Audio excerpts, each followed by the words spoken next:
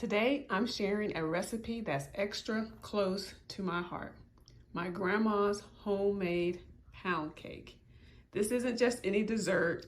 It's a slice of family tradition that's been passed down through generations. It's moist, it's buttery, and it's just full of love. This pound cake was always the centerpiece at Sunday dinners and holidays in our home. So join me in my kitchen today as I recreate this timeless classic so you can bring a little taste of comfort and nostalgia to your table today. Let's get started. Okay, so let's go over the ingredients right quick. I'm using 2 sticks of butter. I'm using salted butter. You do not have to use salted butter, but if you choose not to use the salted butter, you will need to add salt to this cake mix. I typically use salted butter for most of my baked goods. I just like the idea that the salt's already in the butter. I'm using shortening. You don't have to use Crisco. You can use store brand, and I mean, any kind of shortening works best. This is just what I have in my pantry. I've got 5 eggs, 5 large eggs at room temperature, some vanilla extract, a cup of milk, and I'm also using almond extract. I like the taste of almond in my pound cake. If you do not like the taste of almond, you do not have to add it in there. If you haven't had almond, I would suggest you try it. It's just that little difference. You know, you don't really know what it is you're tasting. Like, what is that? It tastes different. Most likely it's probably the almond. So I would suggest you guys give that a try. Going on to the dry ingredients, all-purpose flour. So make sure it's all-purpose. Sugar, and the one thing that I like to add, as always, like a secret ingredient, is nutmeg.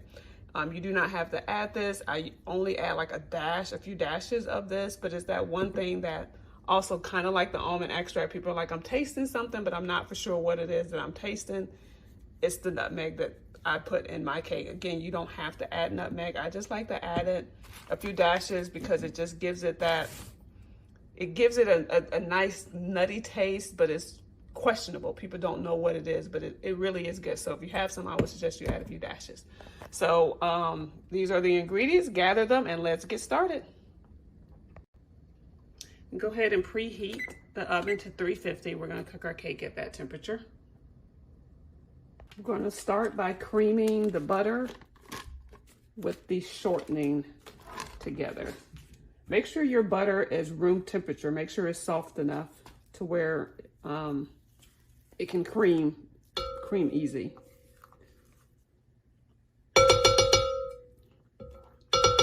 So we're going to cream that together.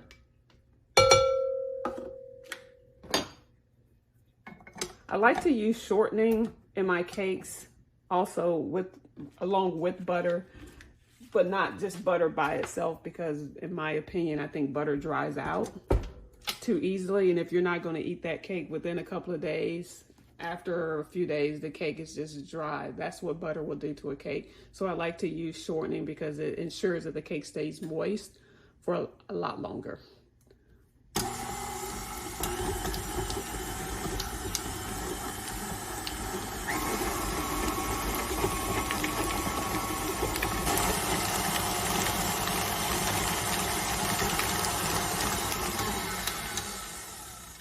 Okay, so the butter and the shortening is, as you can see, nicely creamed together.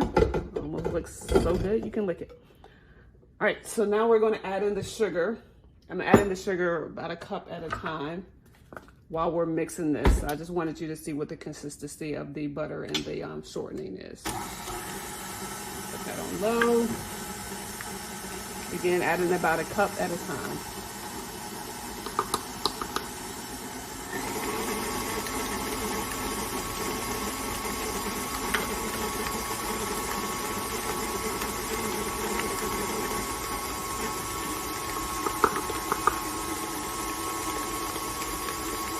I'm just going to pour the rest of this in there.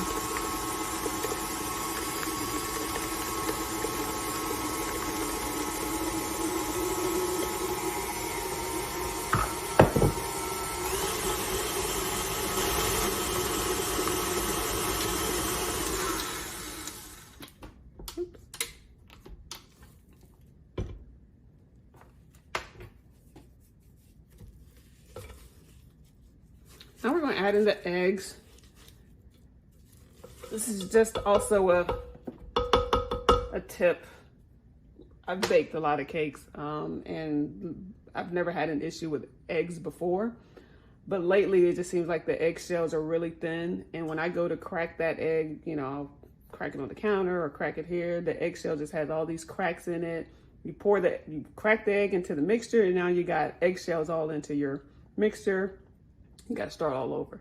So I like to just crack the eggs prior to putting it in there. That way it ensures you don't get those eggshells in there. So that's just a tip. I don't know if you've noticed any issue with your eggs. Maybe I'm just buying really cheap eggs. I don't know. But either way, I'm going to add these eggs also into this while it's mixing, one egg at a time.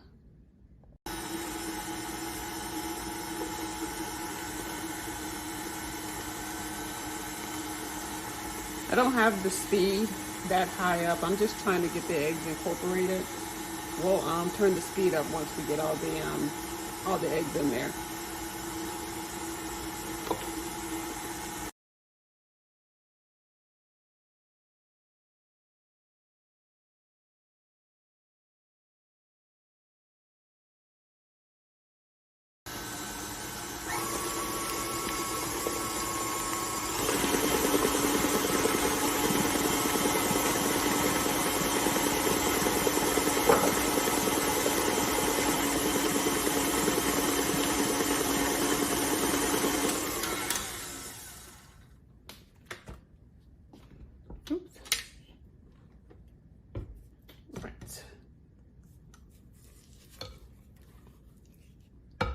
Scrape the sides.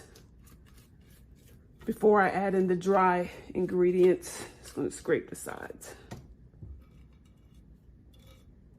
I like to use a stand mixer for the pound cake because I don't know, it mixes it really well. I almost feel like it maybe it's incorporating air or something into this mixture because the cake is it's really dense. It's almost kind of, it's still kind of, I don't know, like it's still light, but it's dense. I don't know if that makes any sense what I'm saying, but I just like to use versus my hand mixer, just my hand itself, I like to use a stand mixer because it just incorporates everything really well. So next we're going to mix our dry ingredients, and then we're going to add that into this mixture. So we're going to mix the flour, the baking powder. This ingredient I forgot to mention earlier, you do need half a teaspoon of baking powder. Not baking soda, baking powder. Don't get those two mixed up. So I'm going to go ahead and add in half a teaspoon of that to the flour. It is half a teaspoon, right? Yeah, half a teaspoon. Again, baking powder. I intentionally left out 1 cup of flour of this because I wanted to just also throw in another tip on flour. For any of those who are in the habit, let me move this out, let me situate my camera. There we go. That are in the habit of taking your scoop and just scooping the flour out. I would not suggest doing that. I wouldn't suggest just taking your measuring cup. Hold on. There we go. I wouldn't suggest taking the measuring cup and then just scooping the flour. I would suggest either using a scale to get a more accurate weight of your flour, or using a spoon, taking it in there, and then adding the flour to the measuring cup. I don't know what it does, if it does anything. I just don't think that it's good to do that. I think you're probably grabbing more flour than you should be grabbing. You know, flour can be heavy. You really do just want to get an accurate measurement of the flour. So I like to I do have a scale, but I'm just being lazy today. I like to just scoop it, and any excess that I have, I'll just brush it back off into the bag. So there, we have our cup. So just don't scoop it, just throw it in there. So I'm going to add that in here. And if you are not using salted butter, now would be the time to add in half a teaspoon of salt to this flour mixture as well. But since I use salted butter, I'm not going to add any salt. But if you're not using salted butter, then you will need to add half a teaspoon to this. So I'm just gonna give this a stir to combine the baking powder with the flour, and if I added salt, I will be combining that as well.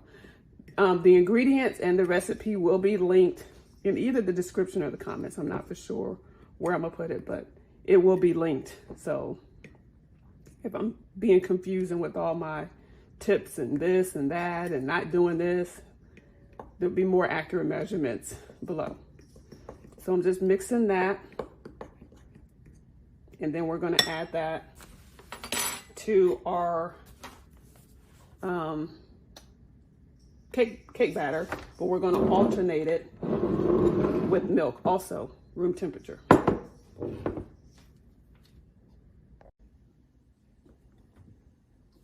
As we're adding in our flour, we're gonna alternate adding the flour with the milk, and we're gonna start with the flour, and we want to also end with the flour. So I'm just gonna, actually, let's go ahead and just get this turned on.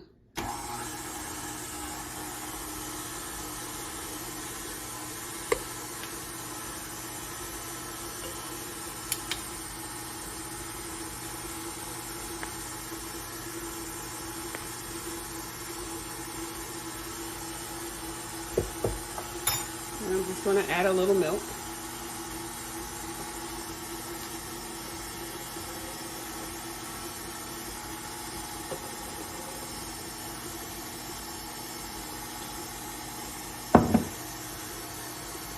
And the process will continue this way.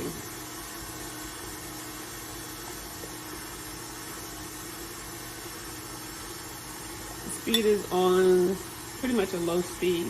I just don't want the flour flying everywhere, and I don't want the milk flying everywhere. But once everything is mixed in there, then I'll turn the speed up to allow everything to mix well together.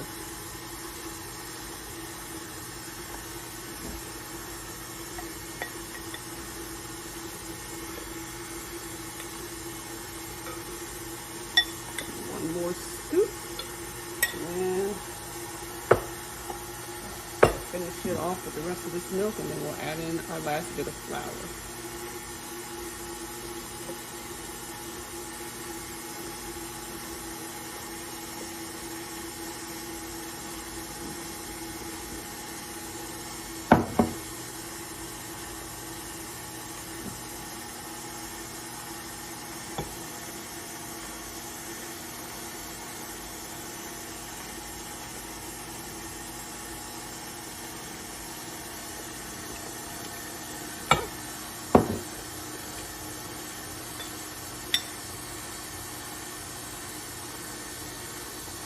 If my milk was not at room temperature enough, seems like my mixture is still curdling a little bit. And that's okay, you know. It still tastes fine. I just don't like to see it. It's just more of a look thing.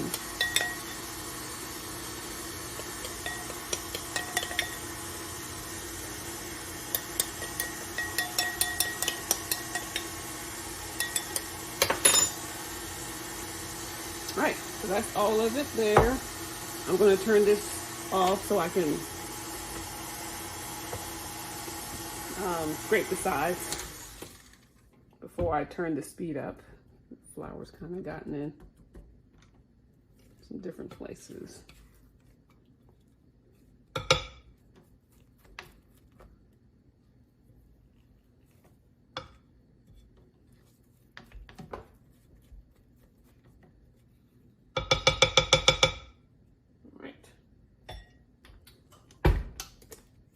That down, and now we're just going to turn up the speed, let it mix for about a minute.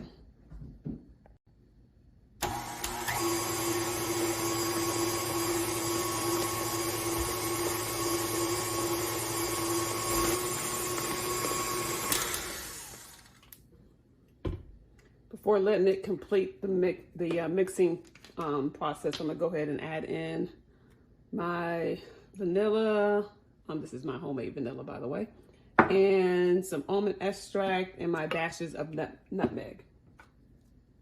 So shake that up.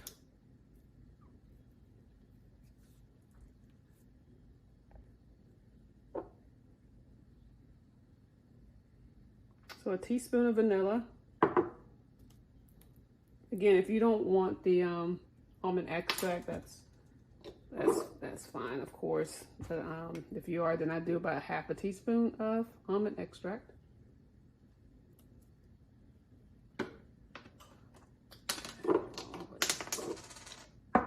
And a few dashes, just a few dashes of nutmeg. There. Not trying to overpower it, not trying to make a spice cake or anything like that. It's just a few dashes. All right, so now we're going to allow this to incorporate.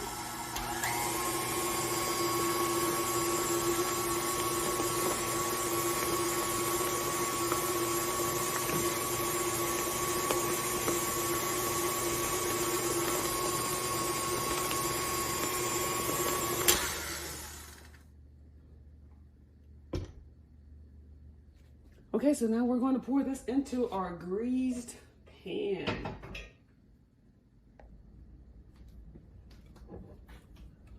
All right, so we're just going to pour the cake batter into a greased bundt cake pan.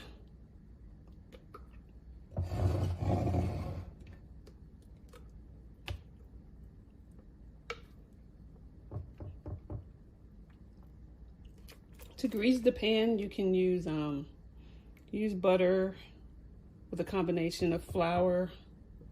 I just buy mine that comes in a can. You just spray it. It makes it easier.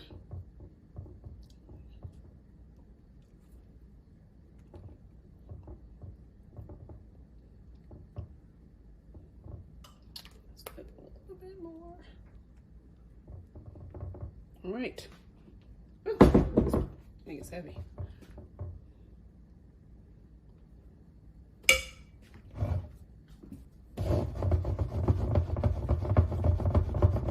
Okay, so we're going to cook this cake for it's gonna probably take about an hour. Again, the oven temperature is 350. Set the cake in the middle rack. Don't have it too close to the heat. You don't want it too close to the heat at the top, too close to any heat at the bottom. You want it right in the middle. So again, let this cake cook for about an hour and it should be good to go afterwards.